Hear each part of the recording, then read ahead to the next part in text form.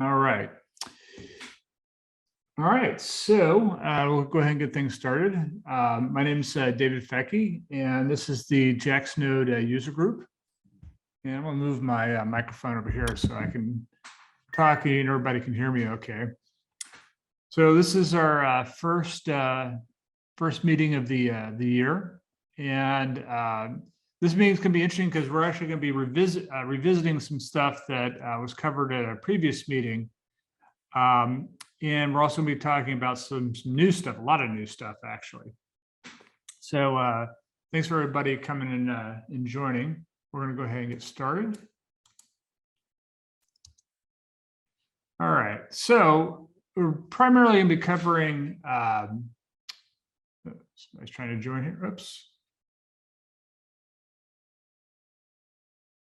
Somebody's trying to join. I apologize about that.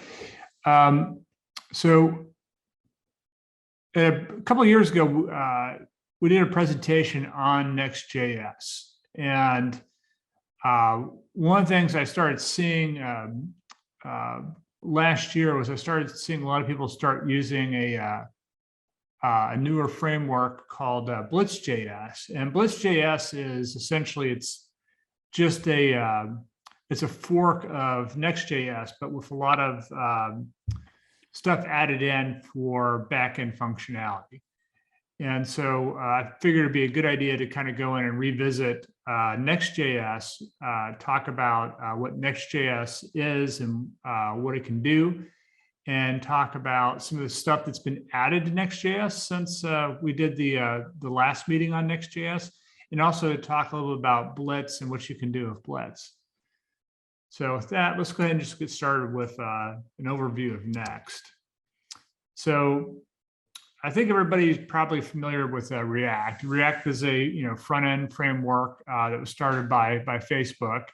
I'd say probably at this point it's probably the dominant or one of the most popular front-end frameworks, especially for working with views in the browser. Let's join it. All right, we got another person just joining. So React, of course, was made popular by Facebook. It started out of Facebook, and it also started off essentially as just being kind of like a web-only or a front-end style framework. But some of the things that have been interesting over the years has been that Microsoft has announced support for Windows with React. And we also have a user group here in Jacksonville that's solely dedicated just to covering React and React topics. So because of that, I kind of want to talk a little bit more about frameworks and stuff that use React. And like I said before, there's a lot of companies now, I think, especially here in Jacksonville, that use React. I was talking to a buddy of mine that's working for he's working remotely for like a Silicon Valley startup, and he's doing all the back end stuff. And hey, what are you guys using in the front end? It's like, oh, we're using React. We're using React in the front end. So it's almost become kind of like a standard type thing.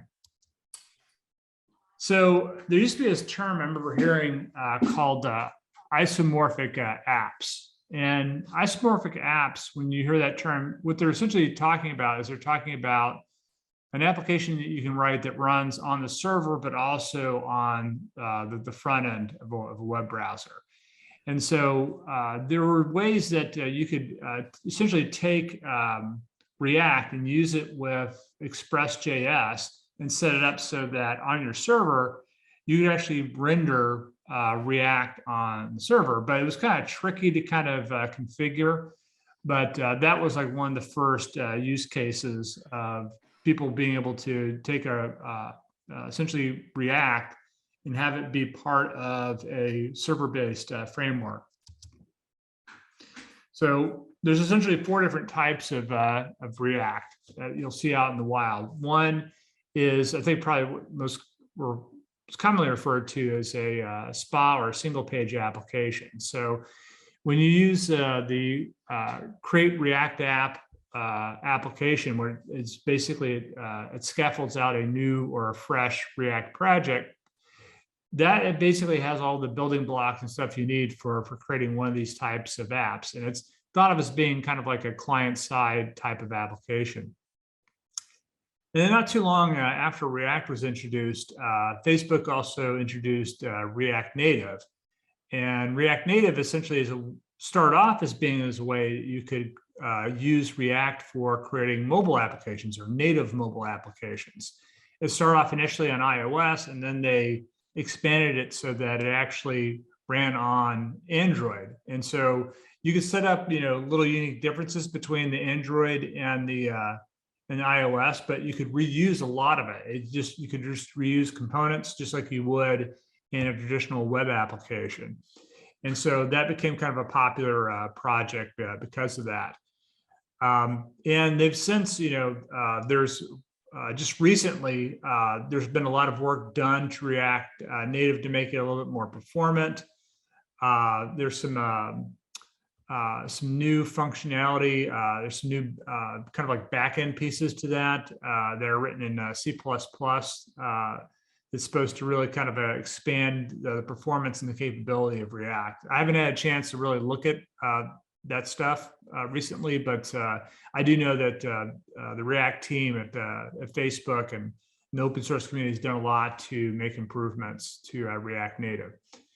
The third kind is one that I've used quite a bit, and that's Gatsby.js. And Gatsby.js is a framework for essentially building, static HTML sites. Now, there's been a lot of work done recently to Gatsby.js to make it work a little bit more like a server-based application. And so one of the things they've started doing is they've started adding, edge functions that you can use for being able to do more backend or make, server calls in the framework. But I know myself personally, I use it primarily as a way of essentially building out static HTML, and JavaScript websites.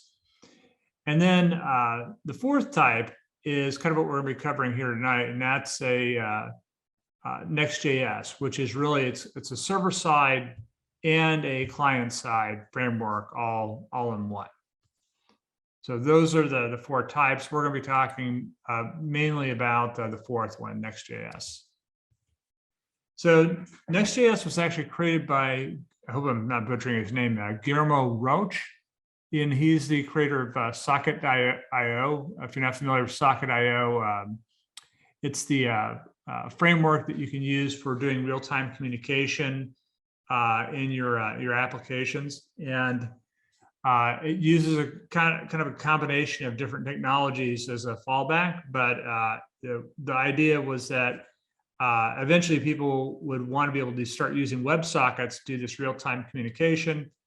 And but if you didn't have that capability, in your browser or on your server, it would just use the next lower technology in order to be able to do the real-time communications. So that was a very popular framework for doing that. He's since gone on to start a company that's now called Vercel, but was originally called Zeit.co. And Vercel is a kind of like a hosting company, not all that dissimilar from Heroku, where they make it very easy to take a web application and just deploy it with a command line very easily out onto the web without really having to think about it. It also kind of lends itself to microservice type architectures because you can essentially set up these services very, really quickly and just deploy them with a command line. So if you're into DevOps, that type of functionality, Vercel makes that very easy to do.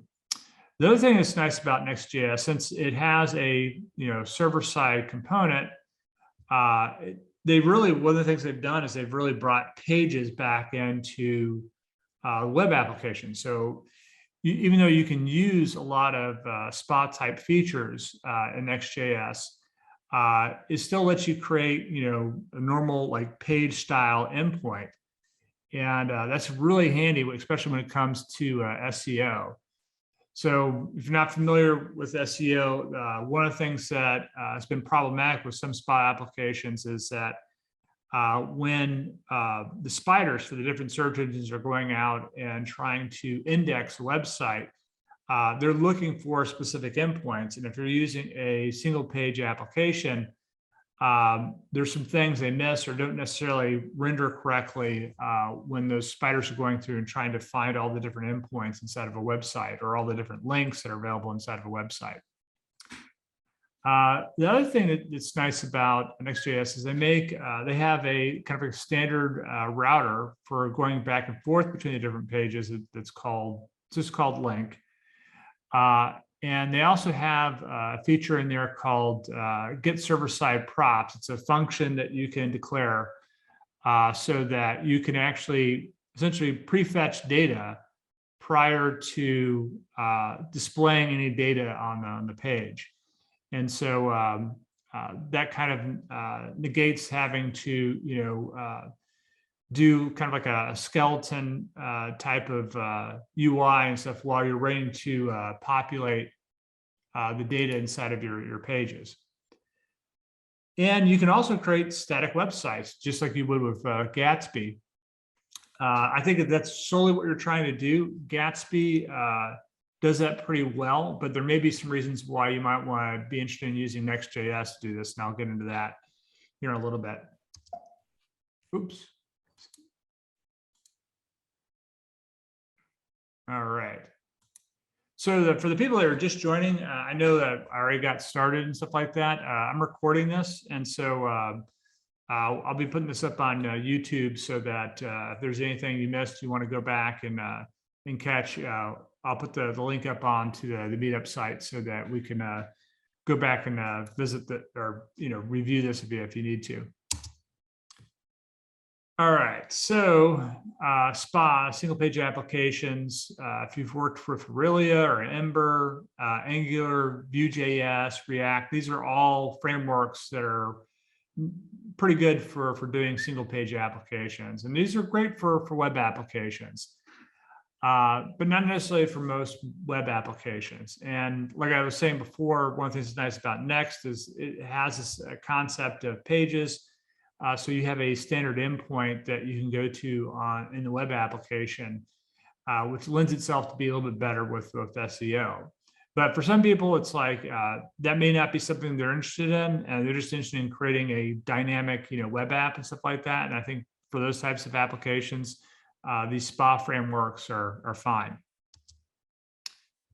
Traditional web apps. So I know I got started doing web development with Cold Fusion, and there's a lot of different server technologies that are based off this, like PHP, JSP, ASPX, where you are kind of creating pages. And then there's more modern versions of this, like MVC as an example, like ASP.NET MVC. They still have routes and stuff that you go to, which are similar to the pages. And so that also kind of lends itself to SEO. And if you've worked with Express.js at all, it does a really good job of working with routes, very similar to like a ASP.NET MVC. But with Next, we're getting kind of the best of both worlds. We can compose and build our applications with React. We can use file system-based routing. One of the things that's nice about Next.js is it does a lot of code splitting. And so when you're doing imports and stuff like that inside of your pages and stuff like that, it's just for that page. And when you are essentially constructing views on the server, it can pre-render those. And there's three different types of ways of rendering with Next.js. There's CSR client-side rendering, SSR or server-side rendering, and SSG, which is static site generation. And so Next.js offers all three of those as options. which brings me to SWC. So SWC, if you're not familiar with this is a tool. It's in their on their site, they kind of refer to it as a next generation of tooling. But essentially, it's doing a lot of the same stuff that you would do with Webpack or with the transpiler, Babel. So Babel, for example, is a tool that's used for essentially taking it's used for everything from taking TypeScript and transpiling it into JavaScript, but it's also used for taking JSX, which is the format for React views, and converting that into native JavaScript. But all that tooling was originally written in JavaScript, and as quick and as fast as JavaScript has become over the years, one of the things they decided to do at Next was leverage Rust for doing this type of tooling. And so there's a new tool called SWC, which is baked into Next.js. It's also baked into a couple of other projects like Deno, as an example. So Deno is like Node, is a runtime for running JavaScript and TypeScript. And so all the TypeScript transpilation is done using SWC with Deno as well. So there's a couple of different projects that are using SWC, but the key thing here is that SWC, one of the things they claim is that it's 20 times faster than Babel. And I know that one of the problems that I've had with using Gatsby as an example, Gatsby is using Webpack behind the scenes for essentially doing all of their site building, all the building and stuff like that, or the build step. And one of the common complaints about Gatsby is that that build process is slow.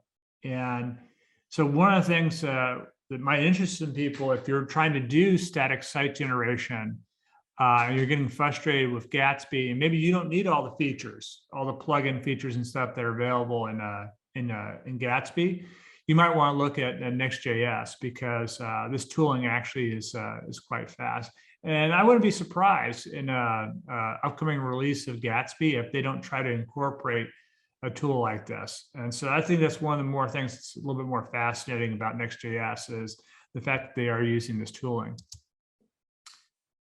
So a Next.js project is actually, it's really not that complicated, but it has changed quite a bit in the years when I first took a look at it. And so like most Node projects, it's going to start off with a package.json file. And then it's going to have a pages directory inside of the project. And the pages directory essentially is where your pages, your endpoints into your application are going to be. And one of the things they've added in the last couple of years is they've added a underscore app.js. And the app.js is essentially the entry point.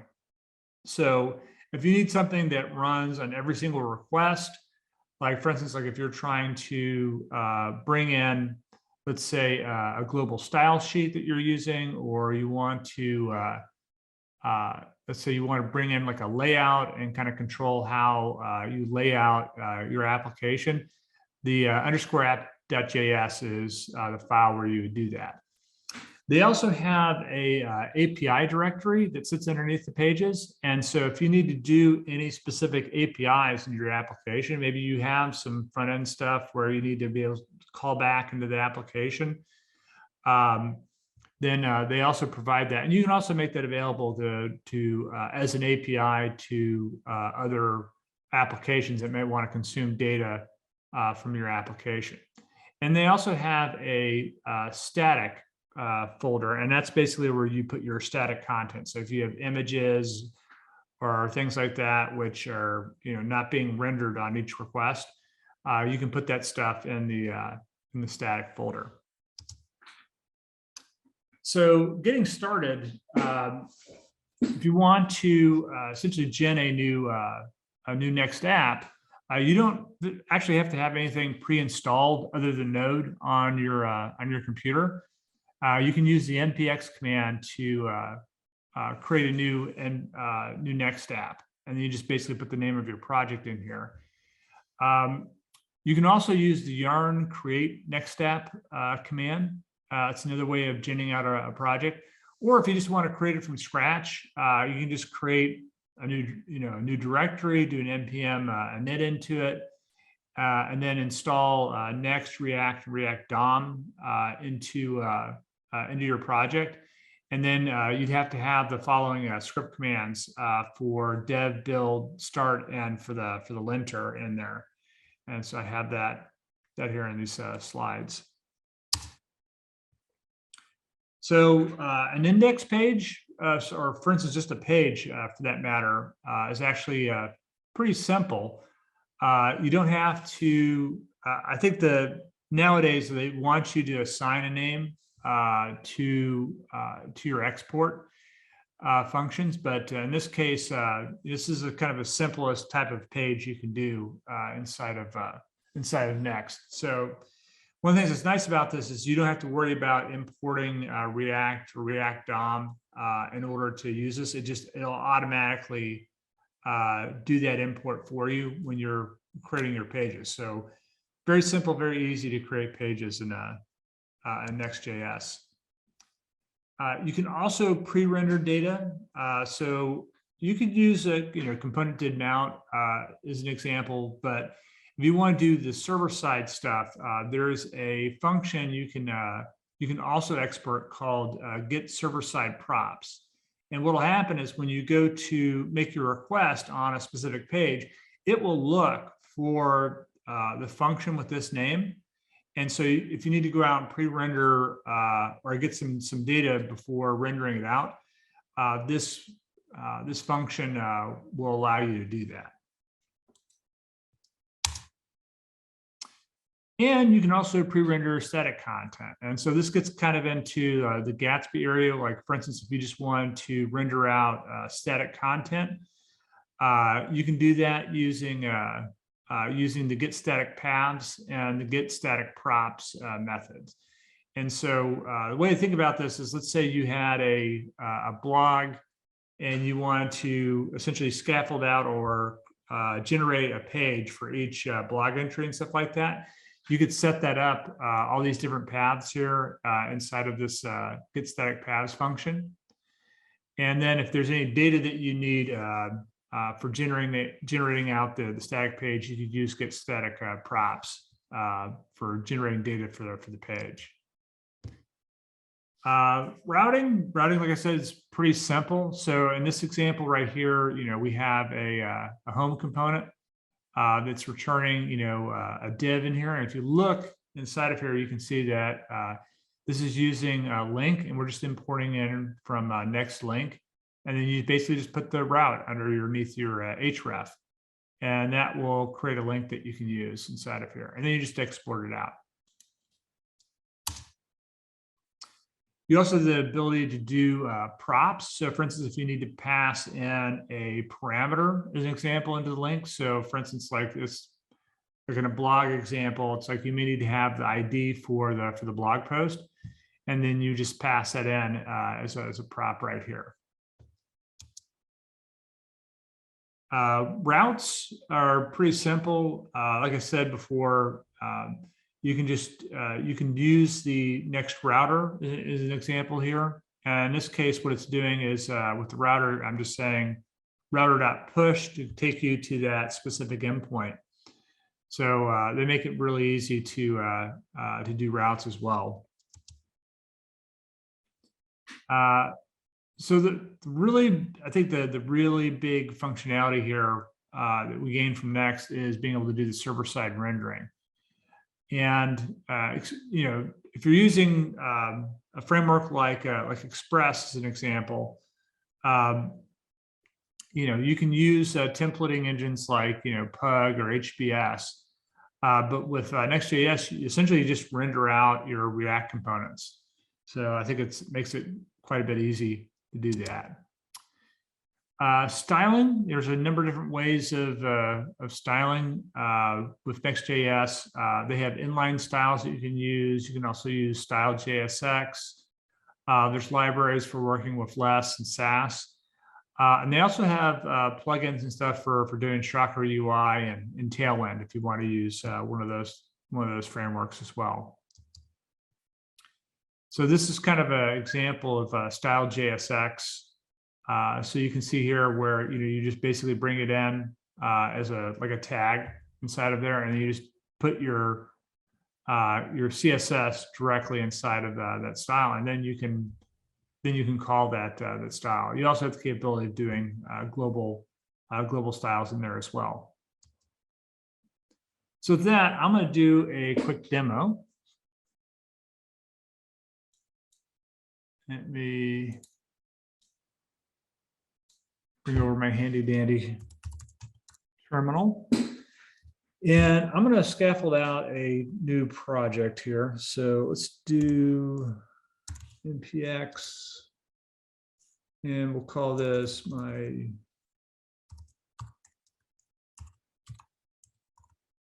next app. All right.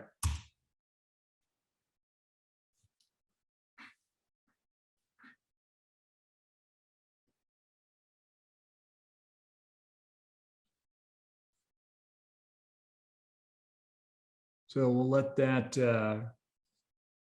download the dependencies, setting ESLint.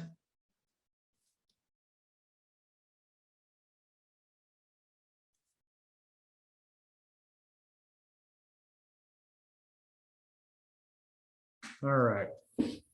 So in order to go into here, we just need a CD into that directory.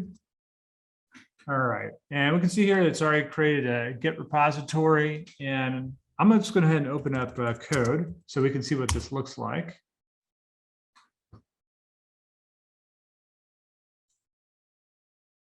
All right. So I'm going to blow this up, make it a little bit easier to read. All right. So if we look here, there's a package.json file. And you see it's not that complicated. It has all these scripts that I showed before in the slides. It's including in current version of Next, React, React DOM, and there's dev dependencies in there for ESLint. They also have this Next.js config file. So if you need to configure specific features inside of Next, you can do that there. And then if we look at the layout here, we've got a public folder where it's got Versal, SVG, here's a favicon, and we've got our pages. And if we look at this, let's see here. So if we look at this, we can see that the way this is structured is that we've got this app.js. This is kind of like the main entry point. Was there a question? All right.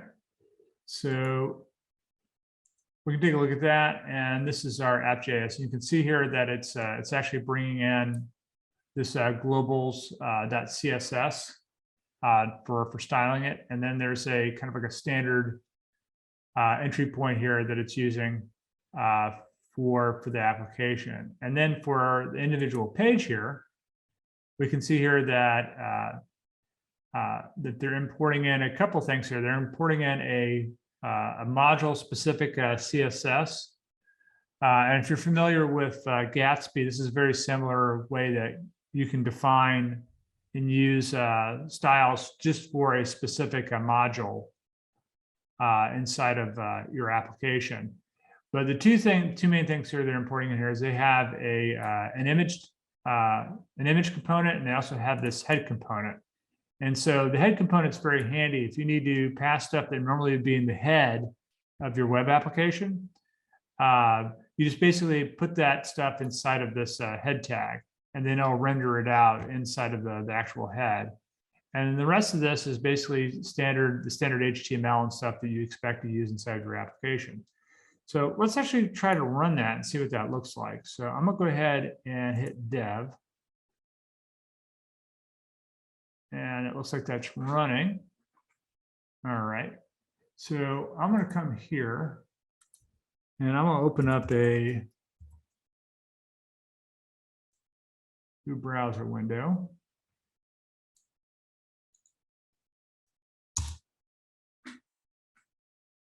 And voila, there's our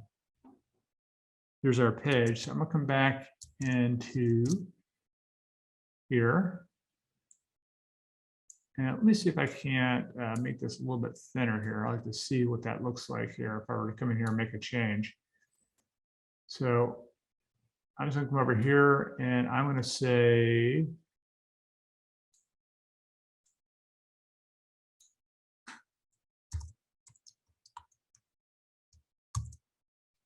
and you can see that updated live. So like a lot of other type of single page application, frameworks and stuff like that, there's a kind of real time. If you want to take a look and see what things look like as you're editing, you can do that very easily here using that. So now I've done that. Let's try just coming here and add a new page. So I'm going to come over here and I'm going to create a new page. I'm going to call this, let's see here, about. And let's just do this. Let's say export default about. And we're going to say return. And in return, I'm going to say div. And inside of that div, I'm going to say h1.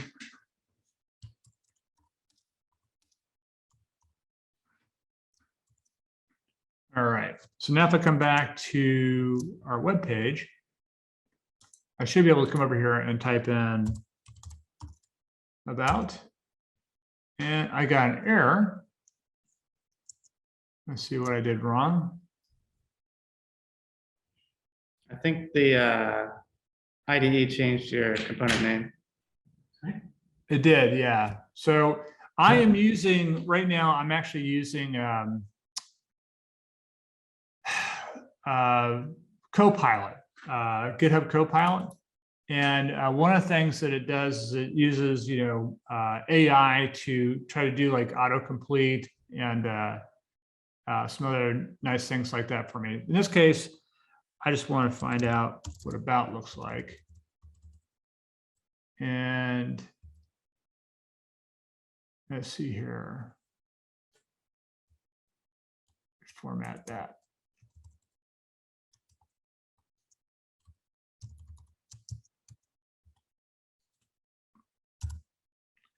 And what am I forgetting here? So index, that helps.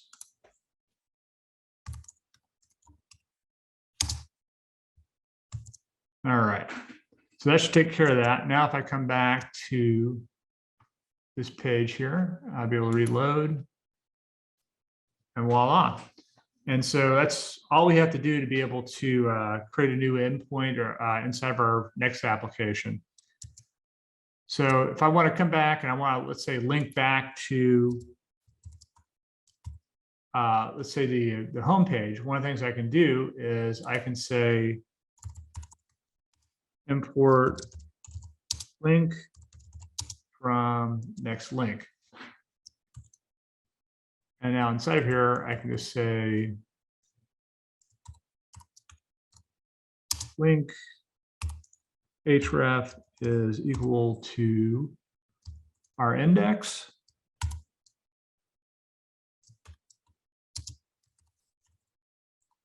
There we go. All right. And now I should be able to click on that, and that takes me back to the home page. So as you can see, just for creating basic apps and stuff like that, it's they make it very easy to kind of control all of the linking and stuff like that and the routing inside of the application.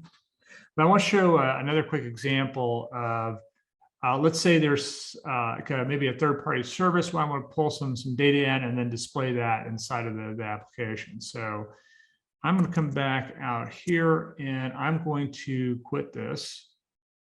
So let me go ahead and kill this.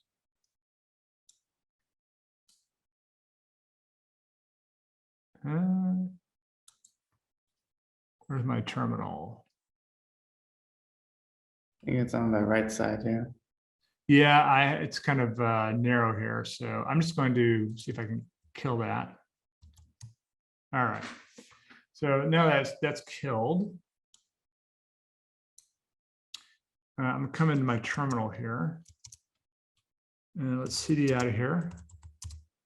And let's cd into. All right. Let's open that up.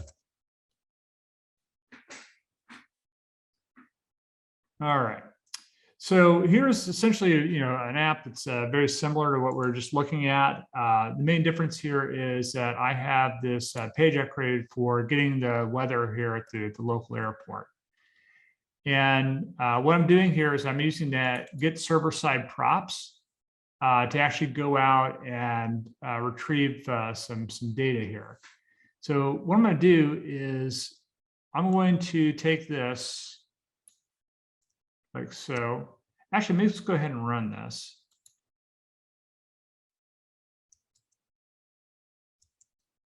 All right, and I'm gonna come here to this page. There we go. So this is an example app, and what I'm gonna do is I'm gonna go to this weather page.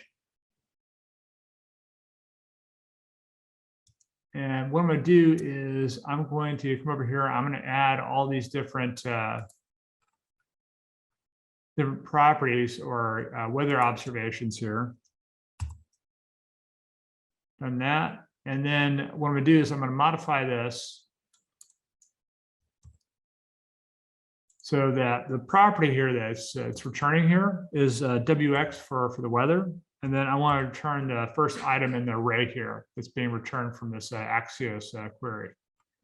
So then up here, you can see that this is destructuring and pulling out this WX prop. And then I'm just using all these different properties off of that. So now if I come back to our page here, we can see that, voila, it is, now we're getting the current weather here at this specific station ID. This is the weather for the Craig Airport. And it's just coming back, it's pulling all this in and displaying that right here. And I even have a link right here to go back to the home page. So that's kind of a quick introduction to Next. With that, I'm gonna go back into the slides here. And that brings us to Blitz.js. So Blitz.js, essentially it's built on top of Next.js. It's actually a fork, so it's not like they're just using the Next framework. They've actually made some modifications to how Next works, and this was inspired by Ruby on Rails. And so, anybody's worked with Ruby on Rails or familiar with Ruby on Rails, one of the hallmarks of Ruby on Rails was that there's a one of the things that they subscribe to is this idea of convention over configuration. And so that if you follow these conventions and stuff like that, you didn't have to worry about doing a lot of boilerplate type of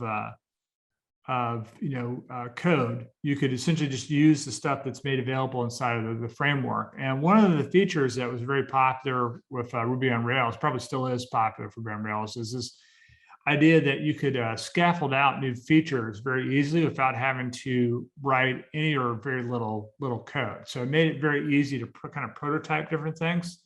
And another way of thinking of that is being kind of like low code. And so one of the things that Blitz will do is like when you're actually going out and let's say you want to create a new entity as an example, like let's say you wanted to create a, I don't know, like like a vehicles entity as an example. You can use a blitz command to generate all that stuff, and it'll generate all the components that you need, all the pages for doing all the CRUD operations. It'll generate all the database access stuff as well. It'll even generate stuff for migrating and doing stuff with the database. So for instance, like if you're adding a new entity or let's say table into your database as an example, it will create the scripts that you need in order to generate that stuff. And it's using Prisma under the hood for doing that. And so Prisma is probably one of those things where we could do a whole different meetup just on Prisma. But Prisma, essentially, it's a kind of a universal way of working with and accessing data from databases. And it has its own kind of like schema that you can use where you can define entities. And the thing that's nice about it is it's not just like a SQL only type of thing. You can also use it with other types of databases like MongoDB as an example. So if you're working with document databases or some of these cloud-based databases, you can do that. They also have a way that you can use Fauna. Fauna is kind of like a cloud-based database service. And so if you want to use a service like that, you could also use that with Blitz as well. So if you're going to install Blitz, I think this is actually the same requirement as Next.js. It requires that you have Node 12 or higher. And if you're going to install it as a tool, that runs globally, you can do that with Yarn. You can also use it with NPM, but if you're doing it with NPM, you have to make sure that you use this legacy peer dependencies option here when you're going to install it. I've already installed it on my machine, so we won't go through that, but I'll show you how you can scaffold out a new application using Blitz. So if you want to create a new Blitz application, you just say Blitz new, whatever you want to call your application. Then you can do you can CD into that and just do Blitz dev, just like you could do Next dev, and that will spin up the application for development. Like I was saying before about Prisma, Prisma is a framework for working with databases. By default, when you go to set up a project inside of Blitz, it creates one using SQLite, and that's kind of nice because I don't know about you, but like on my local development machine, I don't like to have like a whole server running on my machine. Like I know some people will install Postgres or MariaDB or something like that on their machine, so they always have a database running and stuff like that. But databases tend to take up like a lot of resources, and so if I don't need to be running a full-on database, especially if I'm just kind of like prototyping or scaffolding out a website, I prefer not to do that. And so by default, they use SQLite for doing that.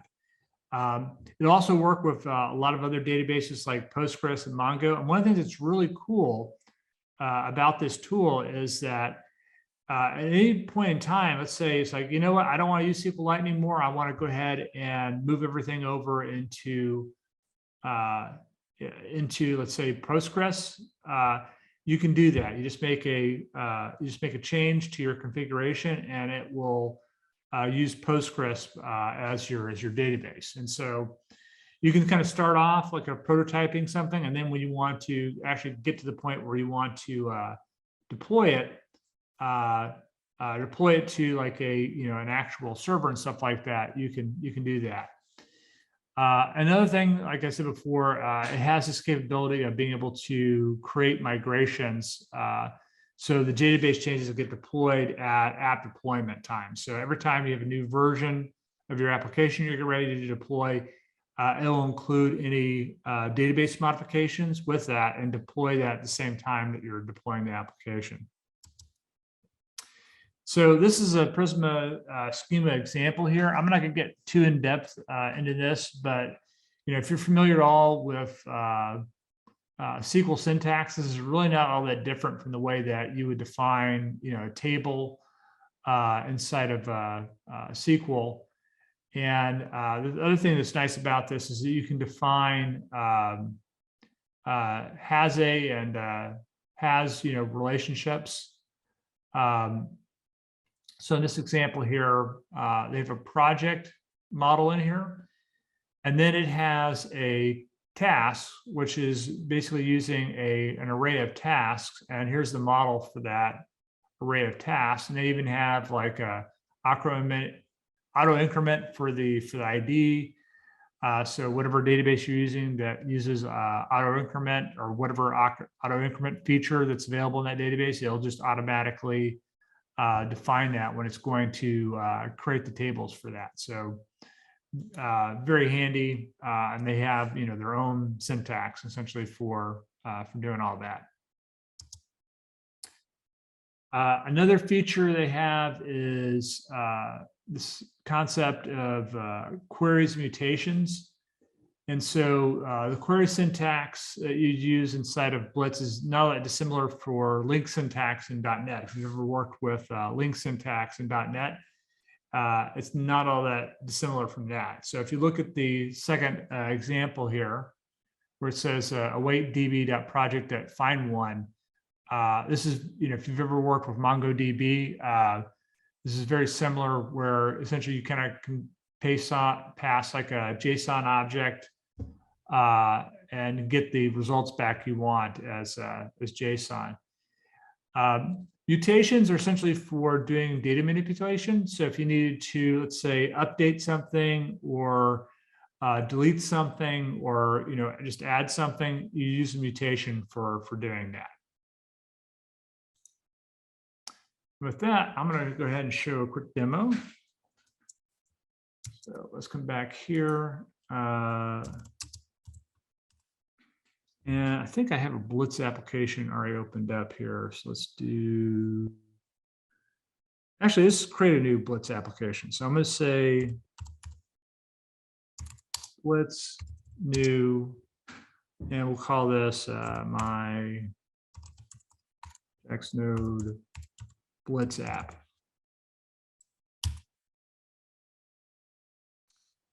And one of the things that's nice about this is that it gives you the option between TypeScript and JavaScript.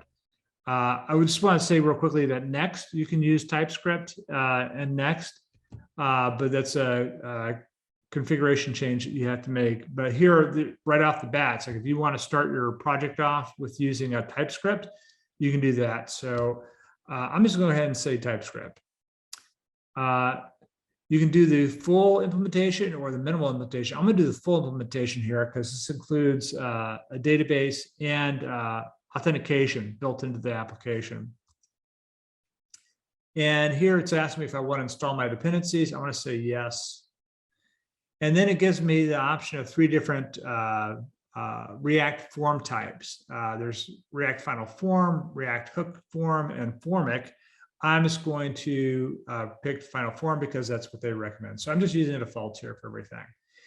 So one thing that's nice here is that it's just went ahead and scaffolded out all these different pages here. But you look here at the bottom here, it's telling us it's retrieving the freshest of dependencies. So it's going out here and it's essentially using the npm repositories to pull down the latest dependencies for the project. So I know there's some scaffolding tools out there that will essentially build, but for a specific version of a framework. This tries to go out and get the latest version of the framework when you're scaffolding out a new app. So that's pretty convenient. And this actually can take a couple of minutes here, and it's because there's a lot of stuff that it tries to put in here. But as you can see here, if we look at the different files here that it's adding in here, one of the things that's a little bit different from Next.js is that when you go to scaffold it out, let's say here they have this auth type or auth model. It's not putting that inside of the pages directory. So you can see there's an app pages. It's creating this in its own directory. So for instance, if I wanted to create, let's say my own, project type or vehicle type or something like that, it will do that. but it creates its own folder and folder structure underneath the app folder for doing that.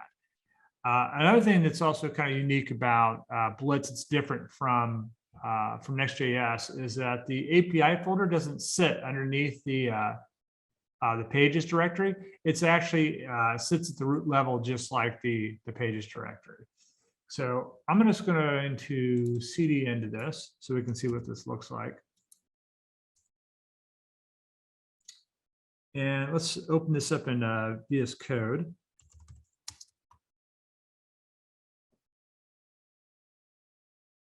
All right.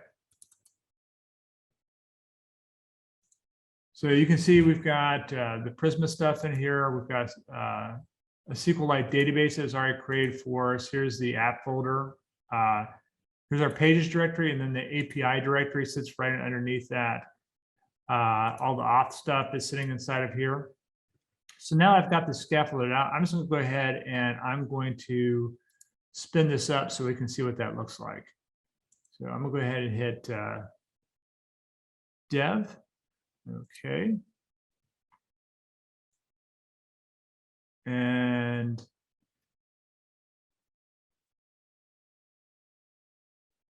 back here.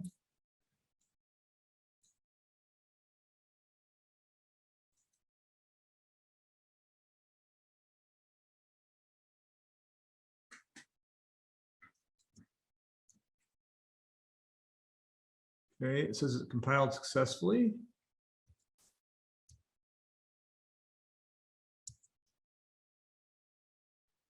I think it's on 3001. Yeah, it looks like it looks like it might have seen that I had that port was already being used. So I'm going to go ahead and switch that over. And voila. Okay. So here is our Blitz app. So you can see here that there's already a login page. It has an example here of creating a project. So I'm going to go ahead and do that real quick. I'm going to create a Prisma project. But before I do that, I'm going to sign up here. So I'm going to come over here and I'm going to say, and I'm going to create a password here.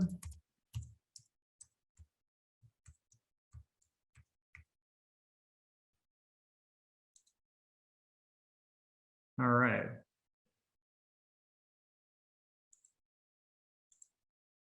So now I'm logged in. And now what I'm going to do is I'm going to come back into our project here. I'm going to, before I do that, I'm going to kill the server here real quick.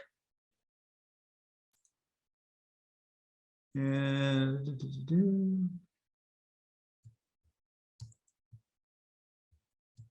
all right. So I'm going to come over here and I'm going to use the Blitz command, Blitz generate all project.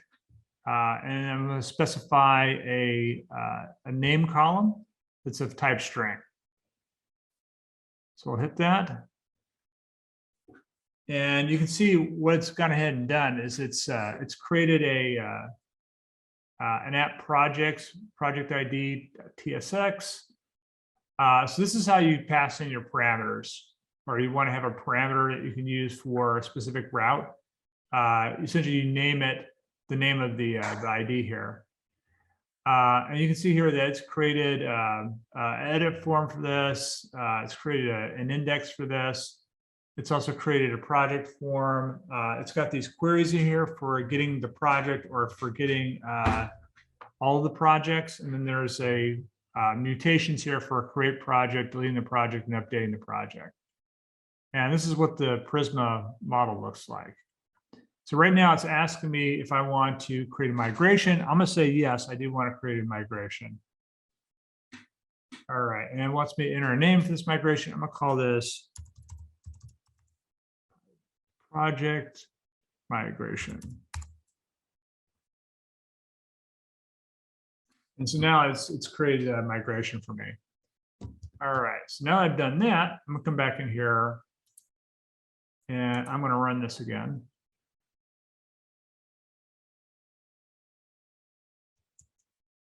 And let's come back.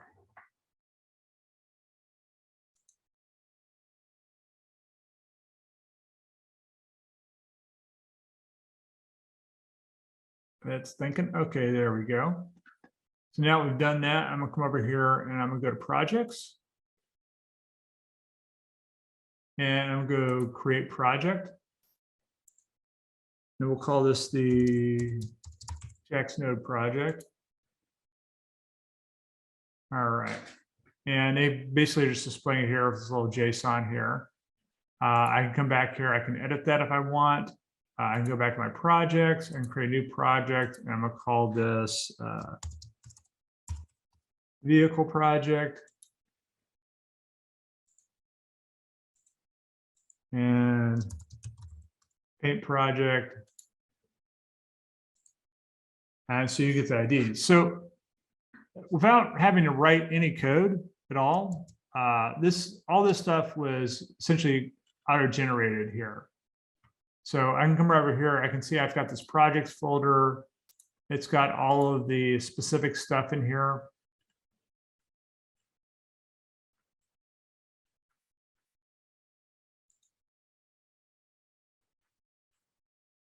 And then if I come down into here, into the DB, we can see here that I've got migrations. It's went ahead and it created a migration here for the project. This is actually, it's using the SQLite stuff in here. And this is what it looks like inside of Prisma or Prisma Schema for our project. And that is about it. So let me come back here.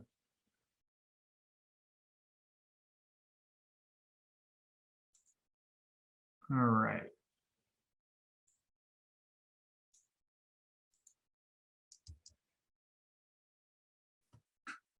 So for the Next.js stuff, you can go to Next.js.org. They've got pretty good documentation on there. And the same thing applies here to Blitz.js. So I'm just going to come over here, Blitz.js. The documentation for Blitz is really good as well. And they have a really good tutorial where you can go through and it explains how you can very easily come in through here and modify that. They make very good use of hooks inside of here. And let's see here. One of the things that's interesting about this project is that one of the things they're looking at doing right now is expanding it beyond just React or Next. And so they want to be able to do versions of this for Vue and for Svelte and that sort of thing. So they're actively looking at expanding the project beyond just React. So I think this is actually a pretty novel thing. It's adding a lot of the capabilities that have been in some other frameworks, like Ruby on Rails as an example. But if you're interested in learning more about this, they've got excellent documentation here on their website. And they're also looking for volunteers. So that is Blitz. And do we have any questions?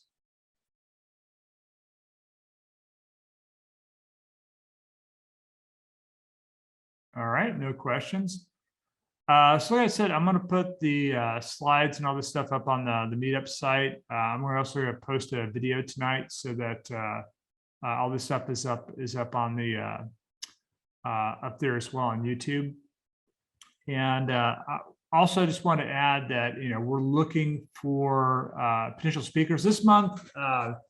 Decided to do online only, primarily because, as many of you know, I was just telling one of our other users here that pretty much every single person I know